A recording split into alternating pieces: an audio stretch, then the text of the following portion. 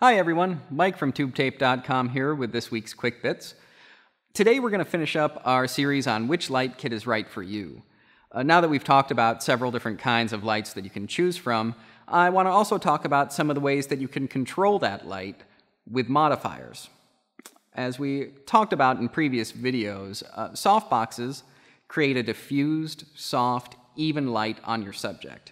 This is particularly good for interviews or product shots or presentation videos, things like that.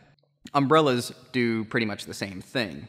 However, if you want to focus the light, if you don't want it spread out evenly, say you want to create those deep stylistic shadows, you can use barn doors to get a harder lighting effect. So those are two types of modifiers, but I also want to talk about some other kinds of modifiers as well. One of the most useful modifiers for lighting is the 5-in-1 reflector. This is a small, portable collection of 5 different reflectors that you can use to add a variety of different lighting effects to your shot. If you need some extra light on your subject, you can bounce the light with a white reflector and you don't have to readjust your entire lighting setup. Or if you want to add a little golden sheen to the image, you have the gold reflector as well. It's a very useful accessory to have around. Another thing you might want to look at are gels.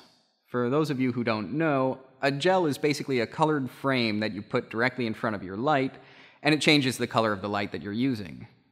Using different colored gels will help to create atmosphere in your photos and videos.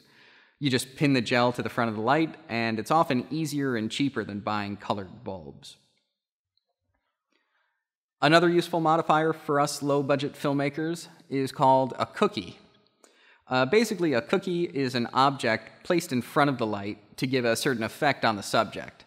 Sometimes it's purely stylistic, but often cookies are used to give the impression of being somewhere that you're actually not. So for instance, you can use cookies in a studio to create prison bars, or the impression of a train passing by, or even looking through a peephole. You can buy cookies, but a lot of times it's more fun and more precise if you make your own. Really, you can just cut pieces of cardboard to get the shape you need. There are other types of modifiers too, but we obviously can't go into all of them right now. But do some research and check out what other modifiers you think might be useful for your project. So that's it, and we'll see you next time.